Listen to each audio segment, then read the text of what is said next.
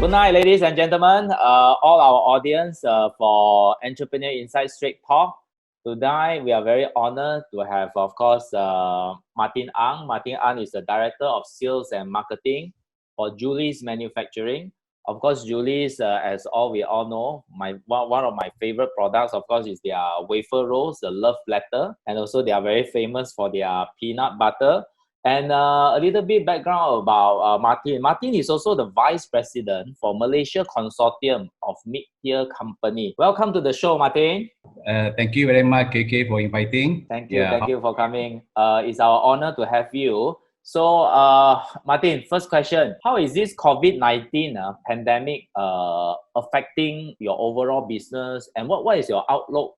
How it will change the whole economic landscape on the global scale as well as for Malaysia specifically? Maybe you can share some of your insight with us, Martin. Right, KK. On the Julie biscuit side, we have operation, distribution in China. So I will get my partners there to say that they said that perhaps we had to send some biscuit to Wuhan. And some of the authority, because it's not easy to enter. Then at last we managed to go, and then we send our biscuit there because we know that doctors and nurses there and all the hospital workers every day they are eating there 24/7. 24/7 they are eating there, and I heard they're eating rice, eating noodles, and then they are requesting for dry fruit, dry product. So we think that maybe biscuit is the best for them. So we send a lot of biscuit to them. Honestly, we send quite a number of containers, lorries over there to Wuhan. And of course, we cannot distribute directly ourselves. We send it to one of the corporation together with one of the Wuhan biggest supermarket chain. We deliver the good there. There are a lot of volunteers collect all the good and deliver to all the respective hospitals in the whole Wuhan. And outside also in the Hubei province also. So all in all, actually, we did in the last example about a month. So somewhere around early of March to second week of March, we were happy that China have became much better. So we are very happy that everything is back to normal for China. Yes. But now it's other people's turn. Yeah, now became something like 2.0. Now the thing is, China is considered the 1.0 for the COVID-19. Then Malaysia happened, so 2.0. So to be frank, KK, until today, we are still considered very fortunate in the sense that the many company, many NGO, many corporation, I think they are so loving, so kind to help Malaysia also. So Martin, what would be the most nearest impact challenges that you are facing right now? I would say that my concern is because that at the moment that during this so-called MCO and the government has imposed that they are, because we are under the essential item, right? And we can only have something like 50% of the workforce, all right? So, and these are the challenges because with the 50% workforce, definitely we cannot produce 100% of capacity for sure.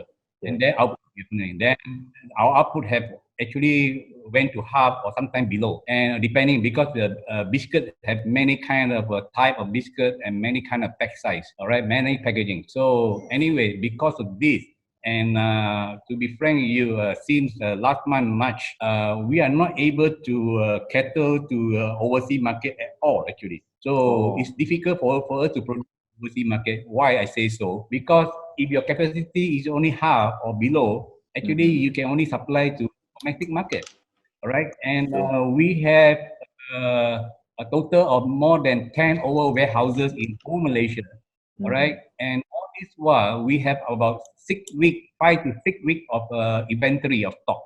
Yes. But last week, we only have 1 week left of stock. And then we are supplying to all the retailers, all these retailers like supermarket, hypermarket, and all these convenience stores. Yes. We are supplying to Kedai Ronce, and we are supplying to mini market, medical hall. And during this time, they are open. And a lot of people, a lot of Malaysian, our rakyat went over to the shop to buy all these essentials because you know very well that biscuit is something that everyone need to have at home. So at least they can munch it, anytime they want it, it's convenient for them. So, but to be frank with you, since last week we really have serious out of stock situation in the market. So this is something very impact. So if you have domestic this kind of issue, what about how can you think of export? Because there's no way we can supply to export. So this is the challenges. So the demand is ever increasing, but the production, which is the supply, you cannot cope with that, is it? Yes. Yeah, we can't because with the 50% workforce, we are not able to do it. Of course, I understand that NITI after this 3 week, they try to understand what is the situation. Of course, I think the government want to put a better control in terms of all this. I understand all these kind of things. This is a good thing, especially like because if you have too many workers, and how do you going to implement the social distancing and all these kind of SOP that the government telling us to do. So I think in the first 2 weeks, I think government want to observe whether all these things are allowed, whether all these things can be observed carefully. Yeah. But I was glad that at least now I understand that from today onward, the government is trying to, MITI is trying to open up to more industry, right? More other industry can start the business. Okay, so I was very happy to hear about this kind of news, because at least it's something at least some company or SME company or those medium-sized company, at least they can start some business somewhere. Yeah, that's true.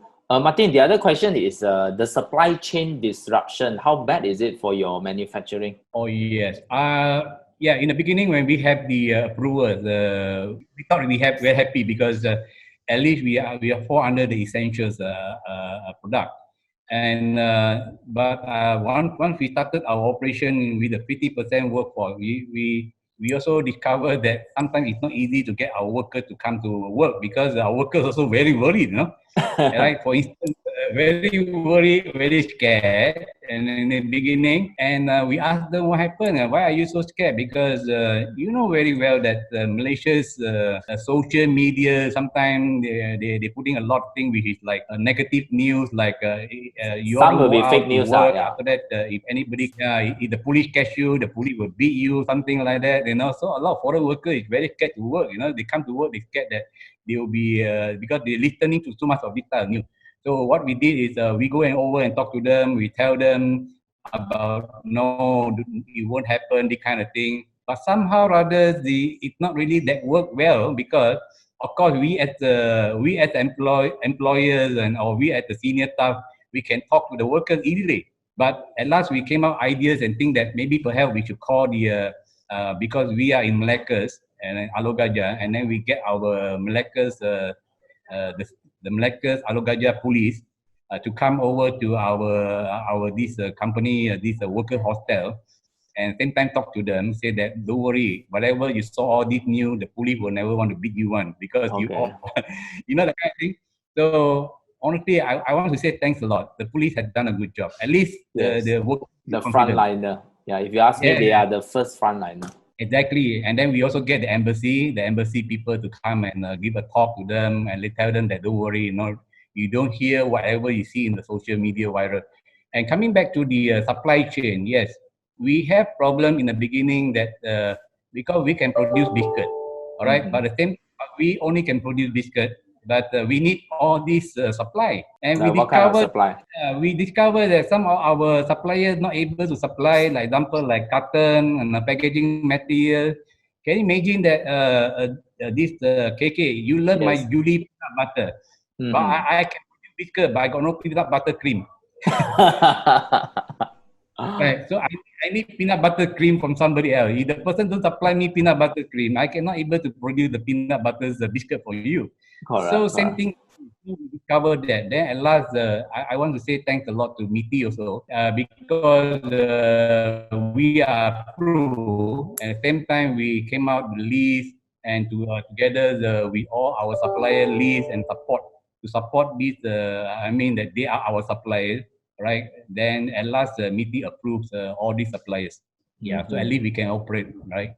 Martin, how would you think? What do you think with this COVID-19? How will the whole way of doing business change? How will the business model evolve after this? I mean, if it's applicable for you all, how do you see the changes will be? What will change? What will remain? Okay, yes. Through what I observed during the Wuhan outbreak, after a month or even until today, Yeah, something that I observed that actually, yes, people behaviors change totally. Life will never be the same anymore. true. Yes, during that time, and we have quite a big distribution in China, and of course, during the Chinese New Year break, okay, everybody taking a long break is okay because we know Chinese New Year is end of January, so China normally will take about 2 week break.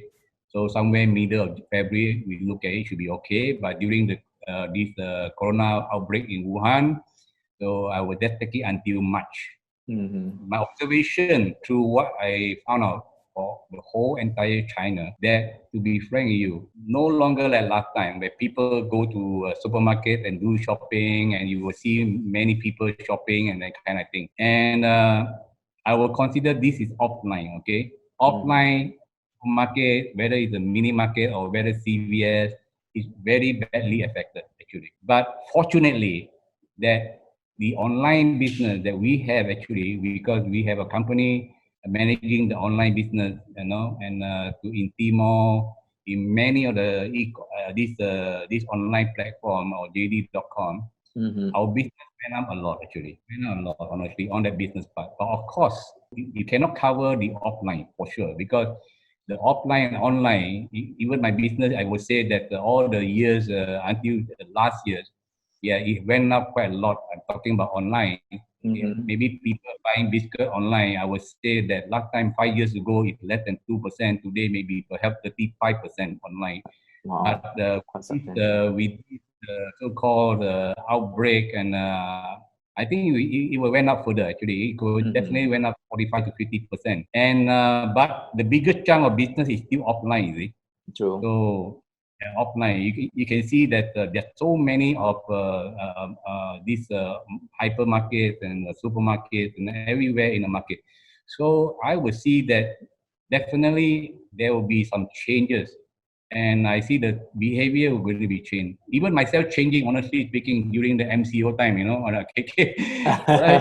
So I tend to be like, yes, I thought in my mind that yeah, we can order Grab food, food, and then through Grab or Food Pandas or all sort of things. But after doing it for the first week, I started to get a little bit different and boring, or maybe something like that. And I tend to be like doing more house cooking, all Oh, right, okay. and home, all right. And then we eat a lot from cooking at home, that kind of thing. So these are some of the behavior you change, and Mm-hmm. then you started to do more thing activities at home, even though you cannot go out, you can do something. So Mm-hmm. I feel that yeah, actually it's true. Even myself and my children, all of them are knowing that they're going to change. So on my business side, definitely I find that I need to maybe perhaps do some kind of a new invention, that kind of thing, transformation on how we can do. For example, like in Malaysia, like we are planning, like other than promoting biscuit and all these things, we actually trying to see that maybe perhaps we can give something to the consumer. Example, like nowadays consumers are very concerned. They want to have they upkeep their hygiene. So we are trying to say maybe perhaps I want to give them sanitizer, right? Mm-hmm. I want to give them the mask, that kind of thing. That kind of thing. I want to promote something like this, so that at least they feel that we are very concerned. Not only just only a company we just selling and then without thinking Making of profit. Yeah. Maybe Martin, you can share with us this Malaysia consortium of mid-tier company, which you are the vice president. What is the main function, the main mission, and the main objective for you all, and how is the collaboration like together with MITI? I would say that 5 6 years ago when Matrade and MITI organized, because we are considered mid-tier company. Mid-tier company, is something like we are no longer SME. Okay, SME is like a hand holding by the government. There's something the government will put some kind of effort to support and to guide them, right? But once you are over the SME, we are considered mid-tier. So how they define it by the turnover. right? For manufacturing is 50 million and below, and for these services is 20 million and below. Anything above that, you consider a mid-tier company. So 5-6 years ago, the Matrix came out a program called this mid-tier company development program, where they engage McKinsey to give us some kind of training to all the CEO. There's a 9-month program. So inside the training, we have about 40 to 50 company on different various of company. All right, not necessarily everything from the food industry, some from oil and gas, some from plastic, some from any other rubber or industry.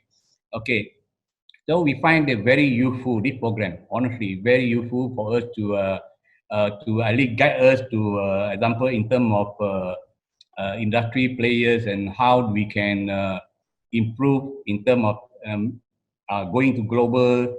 Example, McKinsey guided us in terms of how, example, if you really want to look into certain market, example like Middle East or US market or China market or whatever kind of product that you have, they will guide you in the whole program.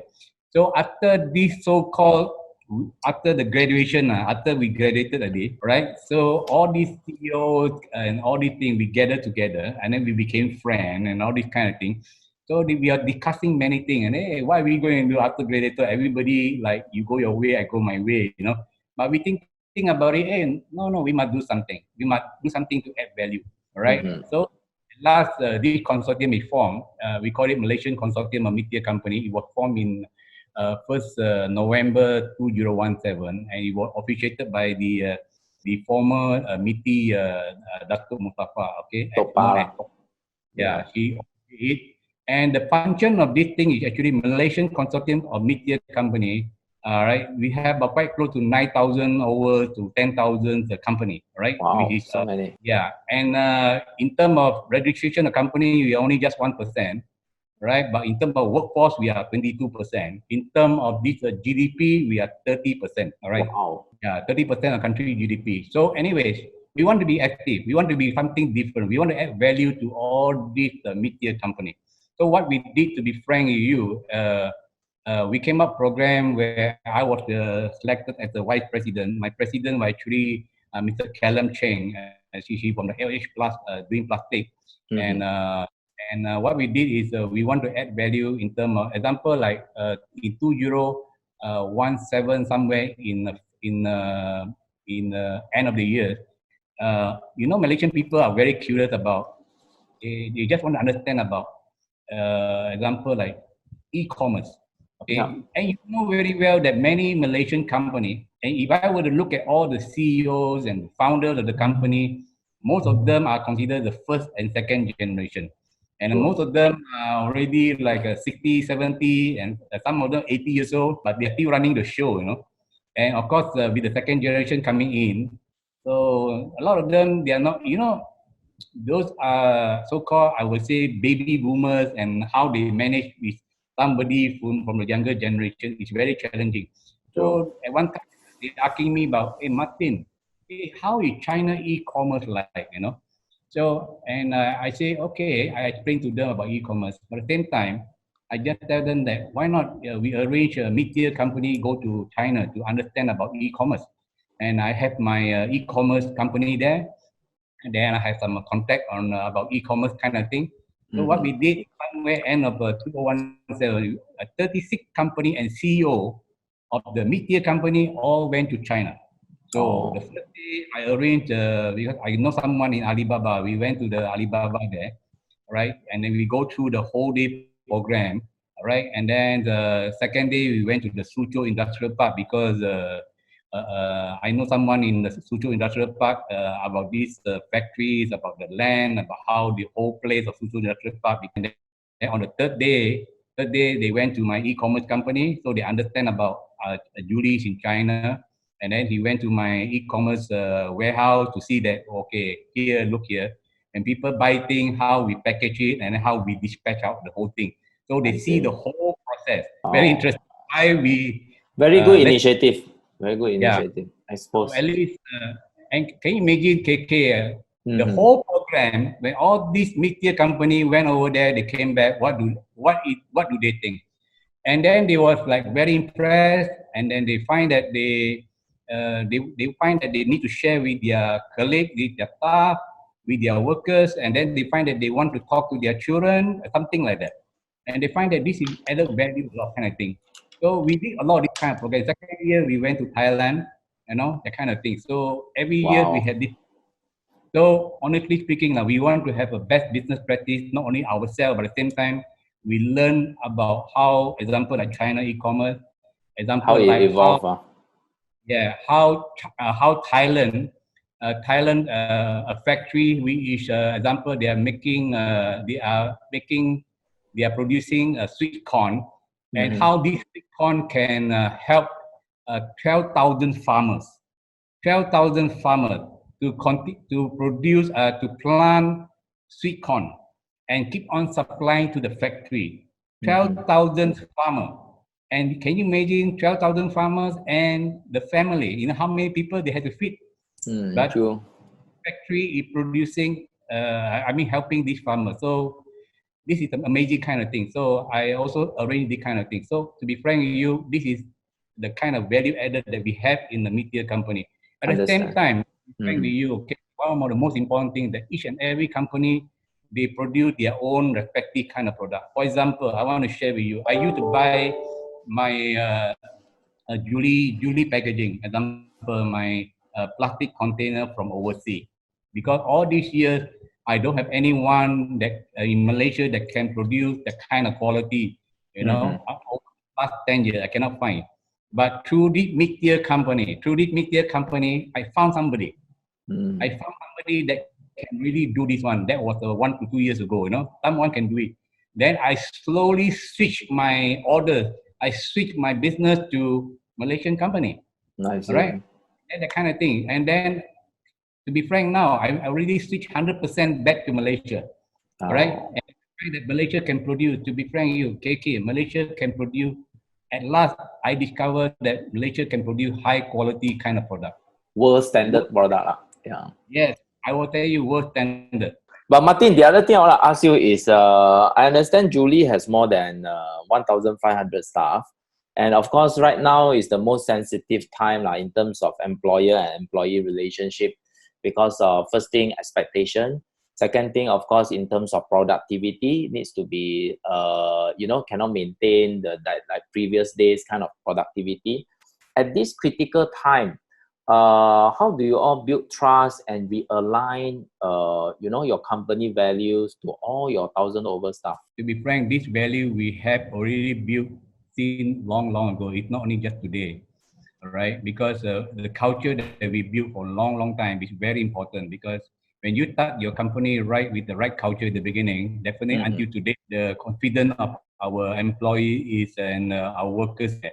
But for this instance, example like this COVID-19 and MCO, of course, we face a lot of challenges because, and for the first time, when the government announced that we can only operate 50%, so we had to rearrange our workers in terms of, okay, maybe example like a team A and team B. So which team will come first, because we only have half, right?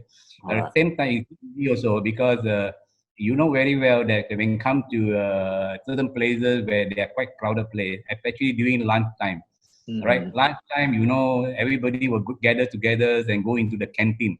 True. So sometimes at one time you can see the canteen got 50 people, 100 people at one time. So these are very challenges. So what we need to do is we have to practice social distancing, all right? So we have to cross the seat, the chair, that kind of thing. So and keep on give them education and all these things, because you know very well that especially all those workers and then local workers and the foreign workers, sometimes language is a big challenge, right? To talk to them about all these kind of things. But I think we are very fortunate because we have a lot of leaders we have, and the other thing is, and we provide our own hostel to them, right? Mm-hmm. So this part also we had to ensure that it's no longer like what you see, that everybody have so many people in one room, that kind of thing. So this is the challenge that we have to go through all these things, and then to ensure that these people must know how to practice social distancing, Yeah. because in places you can see very crowded. So all in all, it's quite a big challenge for the first 2 weeks during the MCO. But as of now, we are very pleased that after observation for the last 2 or 3 weeks, and within this 1-2 weeks, I can see that there's a lot of improvement in terms of this kind of social distancing, and then what they're supposed to do, checking the temperature, make sure they hand cleaning, sanitizing, all these things. Yeah, it will be a new norm. But Martin, the other thing is, I just read a report from this SME association is saying that they are estimating about 30% of the SME might be winding up due to the impact of this COVID-19. Of course, one of the main reasons will be between stronger brand and not so strong brand. Brands that are strong will of course be in the game. So like a brand like as strong as Julie. Julie is a very strong brand and people can recognize what you all are doing. Of course, being the winner for our Asia Halal Brand Awards also solidify that the brand awareness for Julie is up there in the mind of the consumer. At this current time, what would be your branding strategy for Julie? Martin? It had to be very much different now, honestly speaking. And we will continue maybe perhaps doing something a bit different. Of course, over the years, we know that through more on social medias, and we have been doing that for quite a number of years already, focusing on that. But over the day, we used to do a lot of more to the traditional way, like advertisement on billboard and all the kind of above the line like TV and all these things like papers, But we have really slowed down and doing a lot of social media and how to interact with direct to our consumer and all these things. But then moving forward, and then we started to, after Malaysia we did, and then we slowly go into the country. As you know, that we are exporting to more than 80 countries, right? It's very challenging because quite a number of countries have a different culture, different way of doing business, right? And of course, we had to tackle each and every country on a different way. Example, like when you go to Mauritius, it's quite a bit traditional in a way. And yes, social media is one of the important things, but they're still practicing a lot of traditional kind of thing. Example, like people like to see a thing on the street, like billboard is still very popular there. And all those countries they are still have. So we need to have kind of balance, balance to how we promote. Because if you ask me about promoting in Malaysia, yes, we are long here. We are about more than 30 to 40 years in Malaysia. So in a way, we understand Malaysia market, Singapore market. But the rest country is not as what do you think? For example, China. It's totally different. It's very fast. China change. And sometimes to be frank with you, we need to learn from China, honestly. All right, those were the day that you think that we can faster than China. No way. China changed very fast within 1 year, and within 2 years changed very fast. And that at the time when we didn't even think of going to e-commerce that time. I mean, 5 years ago, 6 years ago, we thought that very small. And then when we went in that time, very small percentage. But we didn't know that before this COVID-19 last year, it went up to 30%. You know, started to see that perhaps a different way of managing it. So that's why our branding kind of thing that we did for each and every overseas is a little bit different, honestly. All right, we cannot do the same exactly what we do in Malaysia. But of course, our corporate image, everything is the same there. A corporate image we don't change, but the method of branding is totally different. Example, like nowadays, people like some country they like live streaming. And that country, they want to get the KL, the key influencer people, right? And I say, what is influencer? I can be the influencer, but you don't know me, man. Correct. Only you know me. So I think we had to get someone who are very good in social media. We engage all these kind of people. So over the years, we try many, especially from China, we learn a lot. And then we discover that these influencers is all the while promoting food product. Okay. So we engaged this influencer 3-4 years ago. We find it very effective. All right. At that time, our customer base, we only have something like about 50,000, that kind of thing, or 80,000. So we get this influencer come, and then they slowly build out the number. But once the number reach about 200,000 plus already, and then we find that perhaps we have to get different influencer. True. Okay. And I tell you that we get influencer which is totally new, and not say new. They are not new. They are new in promoting a food product, but they I are see. very good. They are very good in promoting cosmetic. And then his customer base is all ladies. All right, all ladies. And then we thinking about it. Why don't we get these people coming in and then promote? Because we are selling food product. Okay, I'm Correct. sure whether the lady who like cosmetic, they also need to eat also, correct? Correct. Correct. Get the influencer come in and then they promote. At the end of the day, we find that, hey, not bad. At least our customer base has increased. Because Mm. why? Because he has his own customer base. His customer base is few million. All right. Wow. And then slowly, we managed to get at least 100,000 to over from him. Mm-hmm. Right? Over the few months of working, and then our customer base slowly improved, right? From 100,000, and then now we improve to 300,000, something like that. And then after that, how do we work with other people, that kind of thing? And then we do some kind of live streaming against other country. Example like we want them to see in China, they can see what is happening in our factory, and then we tell them, hey, look here, this is Julie factory. You love so much Julie's example peanut butter. Okay, and then we show them the production. This is how the Julie famous peanut butter is made. Okay, so at least people are watching. People are watching. At least they know that they are buying peanut butter all these years, but they know that, oh, I see this is the factory. And then next, we keep on doing all this kind of thing, and then we promote Malaysia. At the same time, we also promote not only just Julie Biscuit Malaysia, we promote the tourist place. So this is the thing that we do. So later on, our plan is also going to other countries as well, Martin, all over. yeah, Martin, I'm sure every country has its own uniqueness when you want to penetrate into their new frontier market. So for you, Martin, what if you have to boil down to all years of learning, what would be the 2 or 3 most important criteria if you want to expand out, if you want to penetrate, have presence in other countries? What will be the 2 or 3 strategy or things that we should have before we really go into that? Okay, KK, you cannot have one size fit all, no? Mm-hmm. Yeah, there's no way. For example, like if I were to go to Cambodia, whatever I'm selling in Malaysia doesn't mean that you can sell in Cambodia, all right? And you know very well that Cambodia is, it's not that I'm looking down a country, no, don't think of that. I'm looking at the behaviors of consumers are very different. True. Okay, over years, we can say that because over the years that people know they can buy, assuming that you can buy biscuit in a little bit of bigger quantity, example, bigger pack, that kind of thing. So example, one of the first things that we want to know that what kind of biscuit, what kind of product that is suitable for Cambodia. So we let them try all our product. At the same time, we walk to the market. Remember, you must walk to the market. You cannot think that, Assume. assume that, oh, you know that my Julie peanut butter is selling well in Malaysia, and I'm sure your country can sell well. No. Please don't think that. Okay? Walk in the market and identify, understand.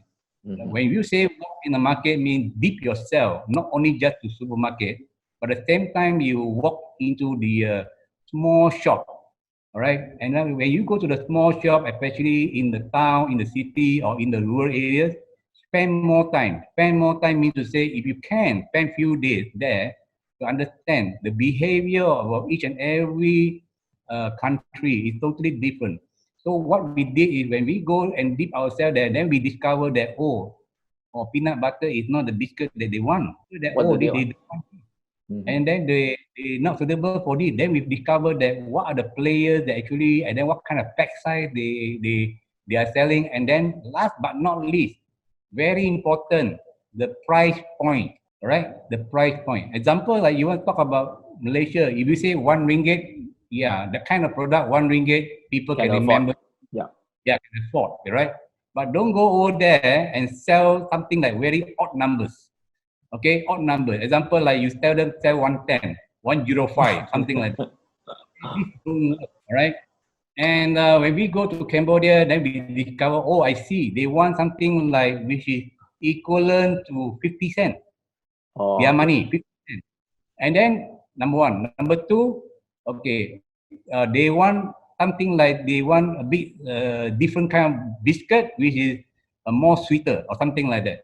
Correct. Number 3, okay, yeah, then they want you to pack in such a way that they make sure that they want one packet or 12 packet inside. So very small number, they can buy 12 packet. All right, don't Oh, okay. pandai go and tell that I want one Big box. carton 100 packet, you know. Yeah, big.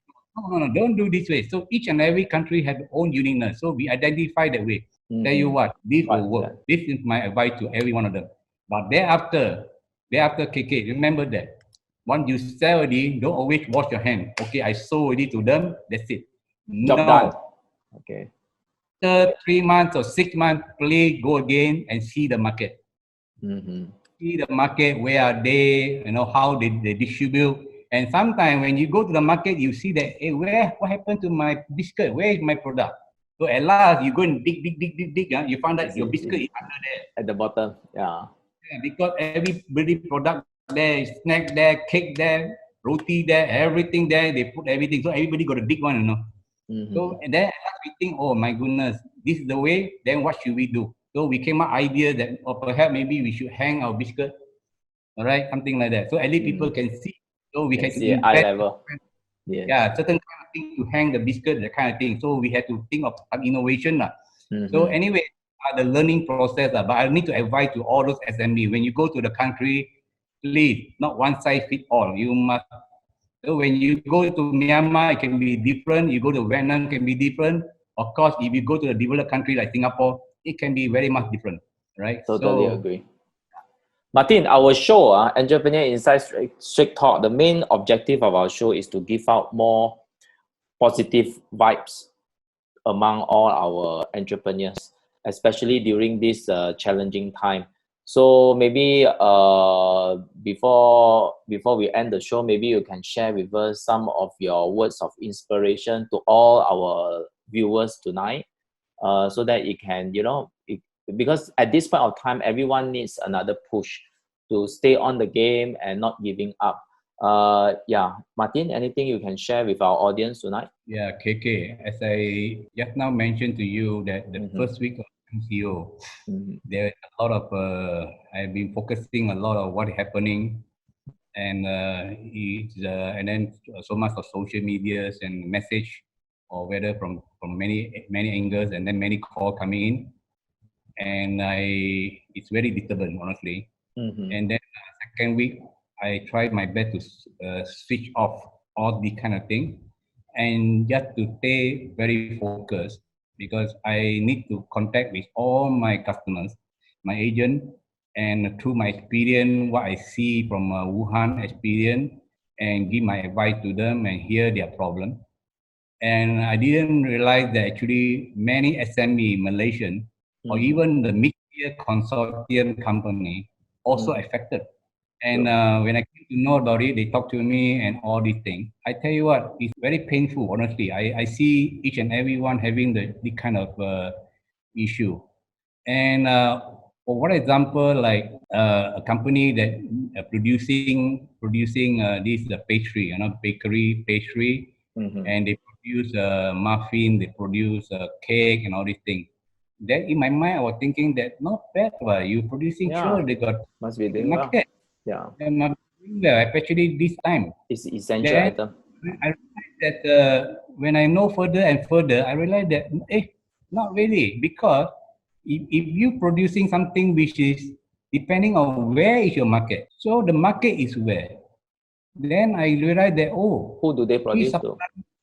Yeah, she's supplying to Tabak. She's supplying to all those F&B, and she's supplying to this Horeca, especially hotel, restaurant, and she's supplying to aviation, especially airline. All the badly hit industry.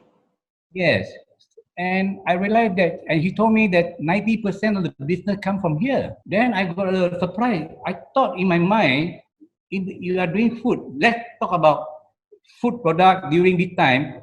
Everybody in mind would think that it should be okay. Yeah.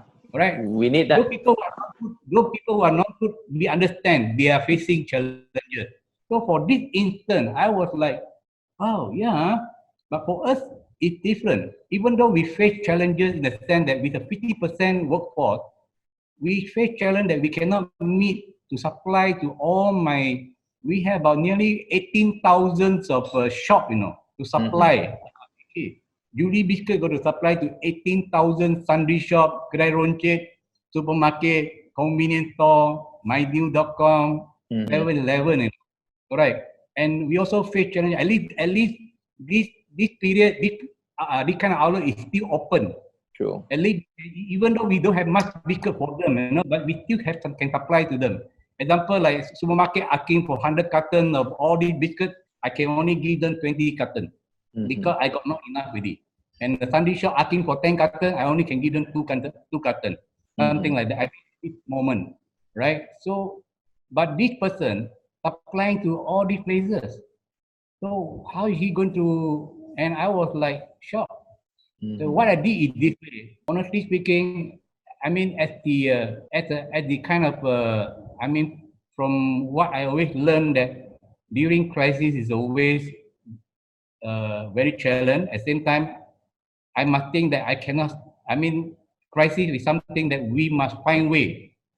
No matter how, find way to help somebody and group together. So what I did is, to be frank with you, I introduced some retailers to them. Some of the retailers, Malaysian retailers, and at least to continue to see that, hey, look here, they have all the kind of pastry or all the kind of bakery kind of thing can supply to this supermarket chain, or supply to all these things. At the same time, I also introduced, at this moment, that a lot of hospitals there are many people who are donating the face mask, the a PPE, lot.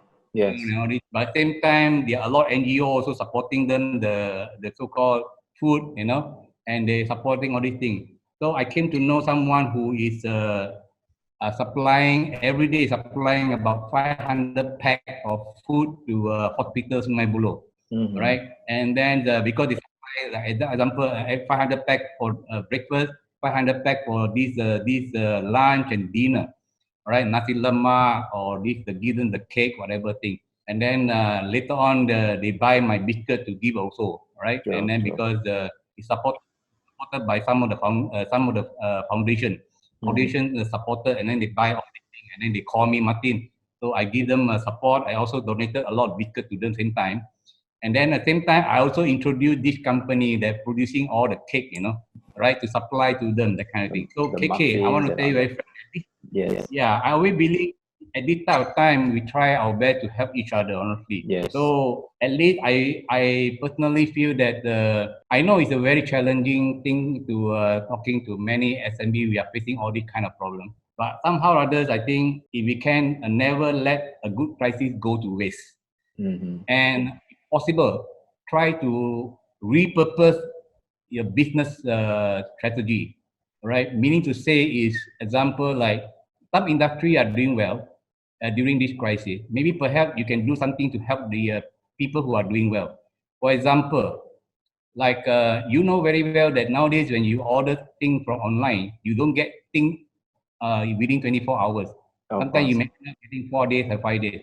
And I understand even from Singapore also same thing also, because and now Singapore have already partially locked down. They call it a circuit breaker. And yeah, a lot of retailers also, to be frank with you, during the last 2 months, they spoke to us that they are getting preparation. They want more stock. And even a retailer like Singapore, like NTUC, Giant, Sheng Siong, they want to keep 3 months stock. They're buying from us for 3 months just to keep it, and then temporary warehouse. And then they are not able to supply to many household because they are not able to cope up within 24 hours. So there are many things that we can do, honestly, in the sense that many young entrepreneurs, many SME who are doing kind of other business, right? At least they can do something. Maybe perhaps they have few workers. They can do something to help to support all these kind of things. So, and even during the MCO time, I came to know one young man. She is not doing. I mean, she is doing a lot of forex kind of business part time, and doing this cryptocurrency and all these things. But during MCO time, I think he started to go and sell health product. I mean, he started to sell this sanitizer. He went to talk to somebody in manufacturers, and then and came out very kind of pack size, big size, small size, whatever thing. I saw the news that he sold within the 3 weeks, and he sold about 800,000 ringgit, right? And she making quite a lot of money. I heard she's making about 5 figures money within 3 weeks. So what I'm trying to I want to try encourage about these entrepreneurs who are now, try to, repurpose and repurpose the business. Business is not just one way. I know you are specialized in so-called in this kind of thing, all right? Example, you are specialized in doing A, right? But try to think that you can do B and you can do C. Try to reinvent, repurpose your business as much as possible. Try your best. Don't give up. Don't give up. I'm not a biscuit man. I want to tell you, KK. I'm a designer. I'm an architect actually. Wow. All right. Yeah, I'm not in this line. I lost my job. And then I had to change myself. Correct. All right. Because during that time, it's in the mid of 80s. You can't get a job, and then you lost, gone. That's it. And then it's not easy. Relearn. I tell myself something. Yeah. So my background is not in the biscuit line, but but I advise SME, please. Be strong and take this as an opportunity. Maybe this is the best time for you to repurpose and reinvent your business, and hopefully that you can group together with many people. And I'll be glad, actually, especially from I want to tell you, it not only happened to SME, even the mid-tier company, quite a number of them also have been having a hard time. Correct. But it's good, right? It's good that we can connect each other to help each other. Honestly, I would like to be frank with you because I like to help as much as possible, or even hand-holding some SME.